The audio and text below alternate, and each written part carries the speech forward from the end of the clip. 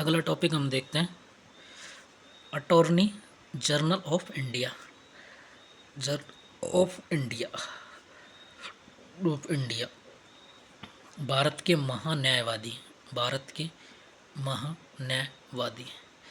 अब देखो, हमने थोड़ी देर पहले पढ़ा था राज्य के महान्यायवादी, तो उसके लिए आर्टिकल 165 था और इनके लिए आर्टिकल 76 में ये बात मेंशन की गई है।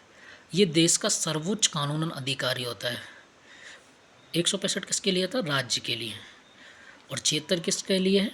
अटॉर्नी जनरल, भारत के महान्यायवादी के लिए। और देश का सर्वोच्च कानूनन अधिकारी होता है ये। सेवा शर्त इसकी भी क्या हो कि भाई इसने वकालत किया हो 10 वर्ष तक उच्च न्यायालय में। ये राष्ट्रपति का सर्वाधिक न्यायिक मामलों में योग्य व्यक्ति होता है। ठीक है। और तीसरी चीज़ क्या है कि भाई भारत का नागरिक होना चाहिए। ठीक है। अब संविधान में इनके वेतन भत्तों का निर्धारण नहीं किया गया। इनको हटाने का कोई बंदोबस्त नहीं किया गया कि भाई हटा सकते हैं। ठीक है। कार्यकाल का भी कोई वर्णन नहीं किया गया है, भाई इनका कार्यकाल कितना होगा। ठीक है। इनके बारे में भी कुछ नहीं बताया गया है। ठीक है। ये सब कौन करेगा इनका? तो ये करते हैं राष्ट्रपति।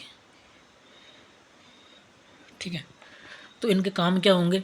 तो सबसे पहली बात, विधि के संबंधित मामलों में सलाह देंगे और विधिक स्वरूप कर्तव्यों का पालन करेंगे। संविधान की किसी अन्य विधि का कर्तव्य पालन करेंगे। ठीक है।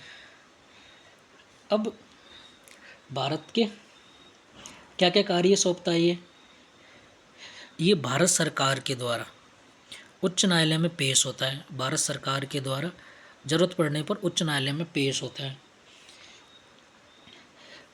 आर्टिकल 143 के तहत राष्ट्रपति के द्वारा उच्चतम न्यायालय में भारत सरकार का प्रतिनिधित्व करता है और भारत सरकार का प्रतिनिधित्व करता है उच्च न्यायालय में।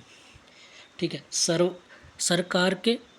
सरकार का संबंधित कोई भी मामला हो ना, उसकी सुनवाई को उच्च न्यायालय का अधिकार है कि वो उच्च न्यायालय किसी भी सुनवाई का अधिकार कर सकता है।